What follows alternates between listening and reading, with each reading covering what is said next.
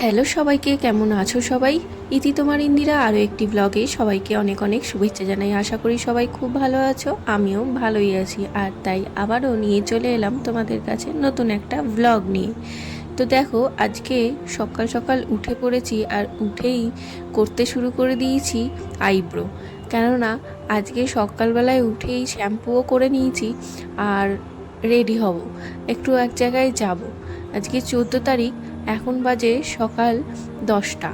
মোটামুটি আমার স্নানও হয়ে গেছে আর জাস্ট করে এলাম, আর টিফিনও করে নিয়েছি। টিফিন করে টোরে তারপর স্নান করেছি। শ্যাম্পু করতেই হলো, কেননা চুলটা একদম ড্রাই এবং রাফ হয়ে গেছিলো। তো দুদিন শ্যাম্পু করা হয়নি, তাই ভাবলাম একটু শ্যাম্পু করে নিই বেরোবই যখন। তারপরেই দেখো আইব্রোটা কমপ্লিট করে নিলাম। আমি তো ঘরেই আইব্রো করি, তোমাদের সাথে আগেও বলেছি, শেয়ার করেছি। আর যে ফেস রেজারটা আমি অর্ডার করেছিলাম সেটা তো তোমাদের সাথে শেয়ার করেইছি, আনবক্সিংটা। তো এই ফেস রেজারটা দিয়েই আমি আইব্রোটা কমপ্লিট করলাম। আমি ঘরেই সাধারণত এই ফেস রেজার দিয়েই আইব্রোটা কমপ্লিট করে থাকি। তো এই ফেস রেজারটা দেখলাম নর্মাল লোকাল দোকান থেকে কেনার থেকে এইটা খুবই ভালো।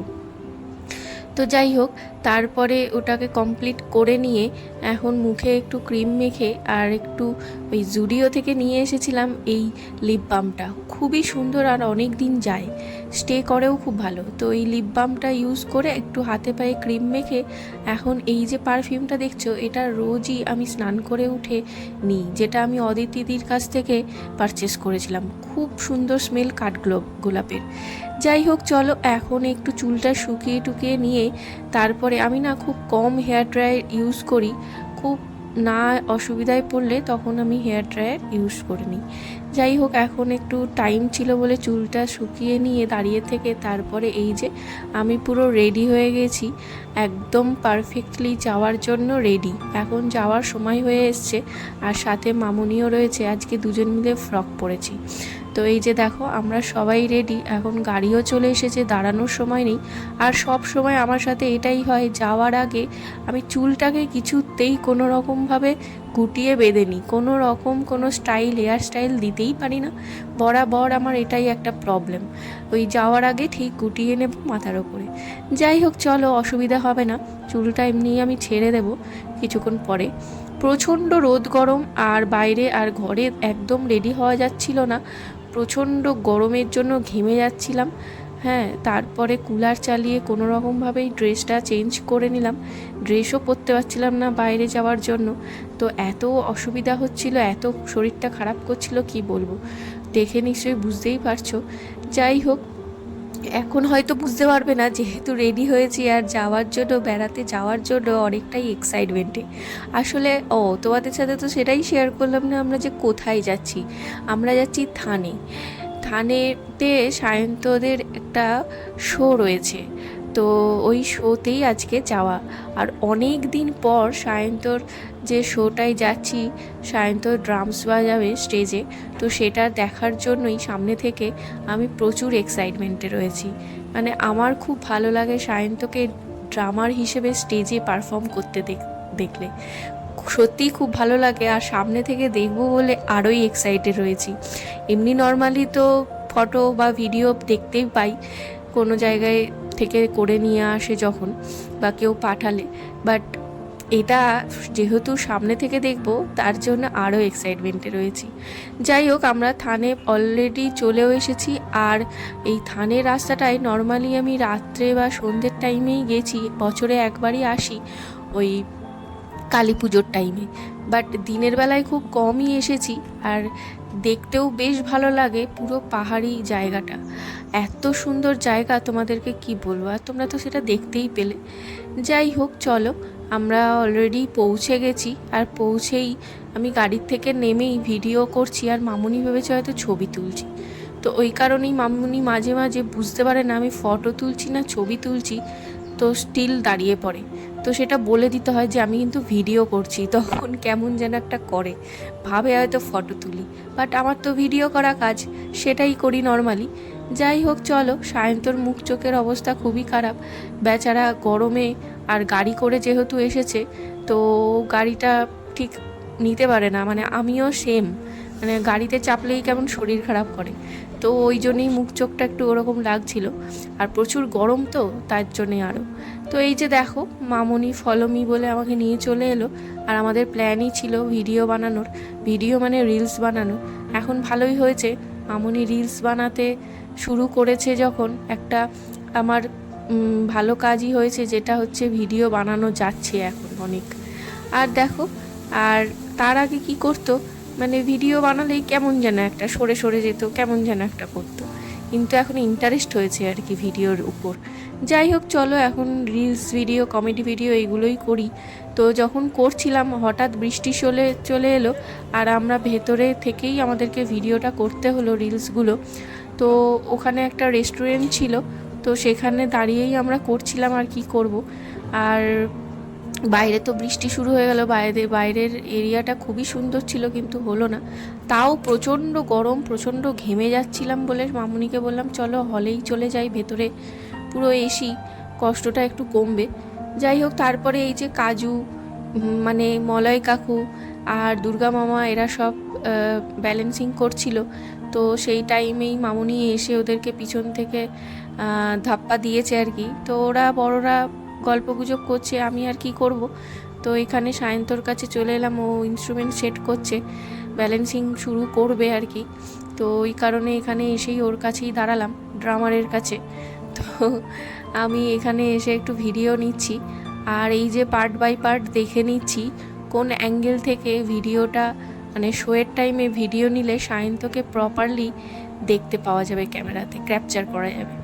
তো অ্যাকচুয়ালি সায়ন্ত যখন আমাকে নিয়ে আসে, মানে এই ড্রাম শোতে, যে কোনো এর আগেও গেছি, তো তখনও আমাকে বলে যে কিছু কিছু ভিডিও তুমি আমার নেবে। কিন্তু ব্যাপারটা হয়েছে, আমি ফার্স্ট টু লাস্ট সমস্ত ভিডিওই আমি ক্যাপচার করি, কারণ আমার ভালো লাগে। তো তারপরেও ওখান থেকে বেছে নেয়, বা কোনো ভিডিও ভালো লাগলে সেটাকে নিজের কাছে রেখে দেয়। তো মোটামুটি ওদের ইনস্ট্রুমেন্ট সেট হয়ে গেছে, এখন লাইটিং দিচ্ছে। তো তার সাথে আমরা সঙ্গে তো নিয়ে এসেছিলাম বিস্কুট, চকলেট, তো এটা খাচ্ছিলাম আমি আর মামুনি। খিদেও পেয়ে গেছে, বাড়ি থেকে 2টোর সময় ভাত খেয়ে বেরিয়েছি, তো তার জন্যেই ওকে এলো বলে বললাম খাবে কি না, তো খেলো। আর এখন দেখো আমি আবার স্টেজের মধ্যে উঠে গেছি, আর একটু ভিডিও করে নিচ্ছি, আমার কাজই তো তাই। তো চল।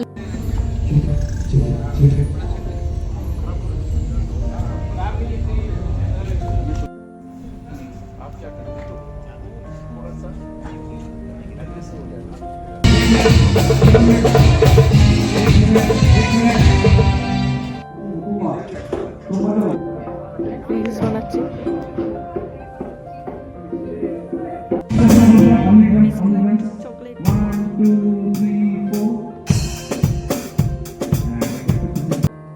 তো এখন তো ব্যালেন্সিং শুরু হয়ে গেছে, আর যার শো আমরা এসেছি অভিজিৎ ভট্টাচার্য স্যার, তো উনি তো চলেই এসেছেন, আর ফর্মাল ড্রেসে এসেছেন, আপাতত ব্যালেন্সিং করে নিচ্ছেন। তো চলো ব্যালেন্সিংটা দেখে নিই।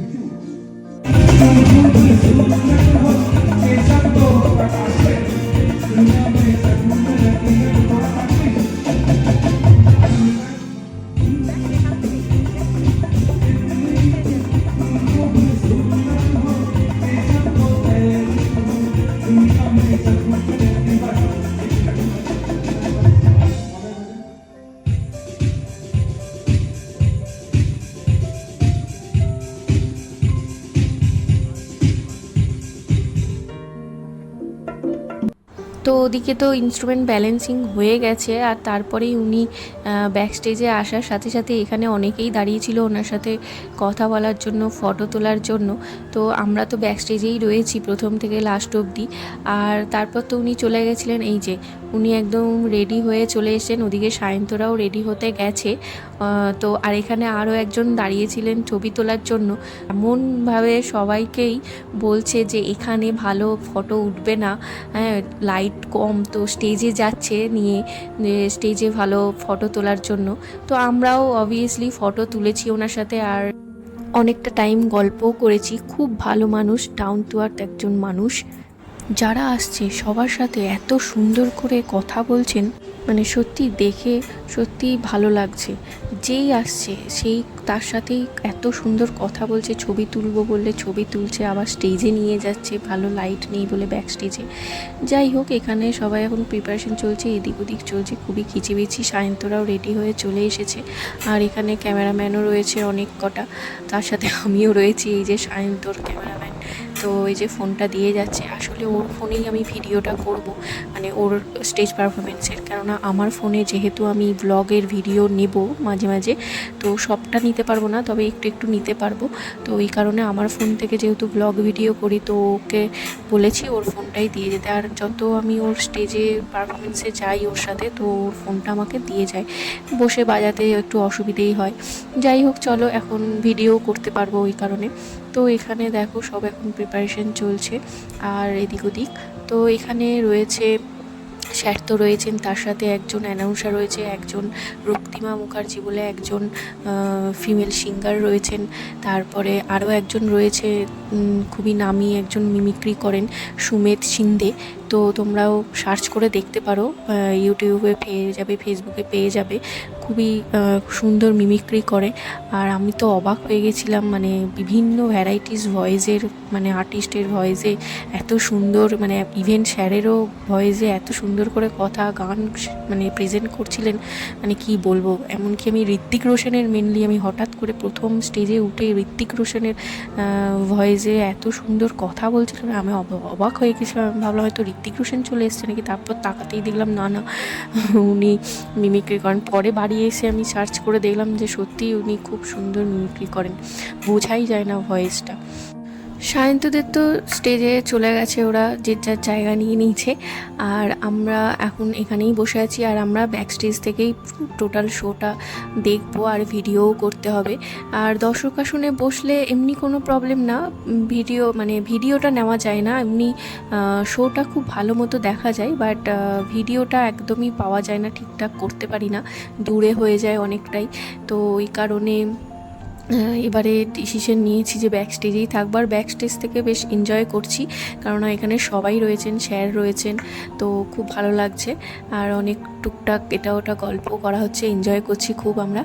যাই হোক, চলো, আপাতত তো প্রিপারেশন সব চলছে, আর বাইরে থেকেও অনেক শোরগোল আসছে, অনেক দর্শক হয়েছে, ওই হিসেবেই বুঝতে পারছি। আর স্টেজ তো শুরু হয়ে যাবে কিছুক্ষণ পর, পর্দা ওপেন করবে কিছুক্ষণ পরে। তো যাই হোক, চলো, আপাতত এই পর্যন্তই তোমাদের সাথে ব্লগটা শেয়ার করছি। আর নেক্সট ব্লগে তোমাদের সাথে অবশ্যই শোটা শেয়ার করব, যতটা পারবো আমি দেখানোর চেষ্টা করব। তো যাই হোক, চলো, এখানে মোটামুটি পুরো ব্লগটা তোমাদের পুরোপুরি দেখার জন্য, লাস্ট অবধি দেখার জন্য অনুরোধ রইল। সবাই দেখো, নেক্সট ব্লগে তোমাদের সাথে অবশ্যই আমি শোয়ের ভিডিও শেয়ার করব।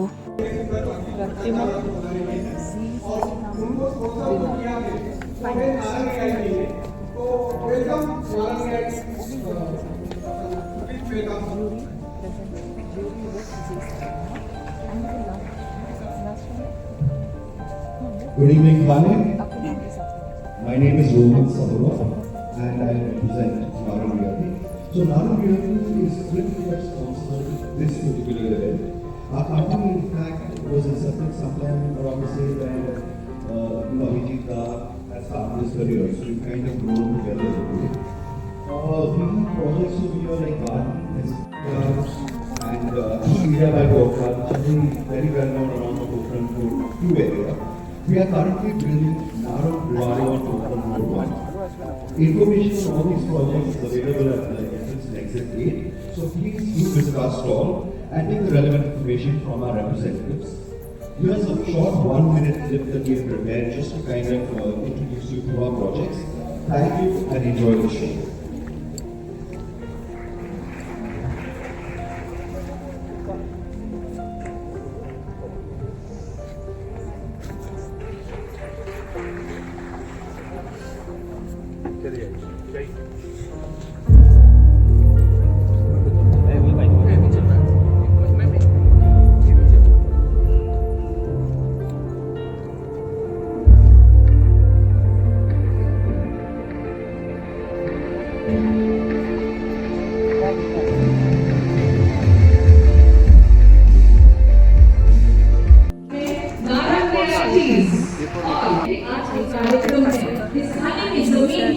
अभी दीदा के कदम वापस बढ़ चुके हैं। जहाँ एक जादूगर जो अपने जादू से अपने दिलों तक पहुँच गया और वही जादू बरसाने आज आप सभी ने उनका एक बार फिर जोरदार बैक स्टेजे रही लिए मैं बुलाना चाहूंगी रक्तिमा मुखर्जी जो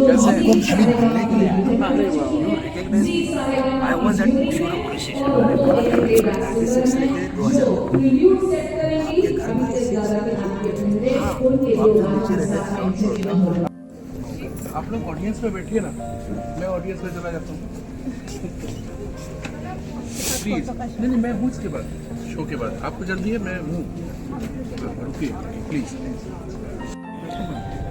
रेडी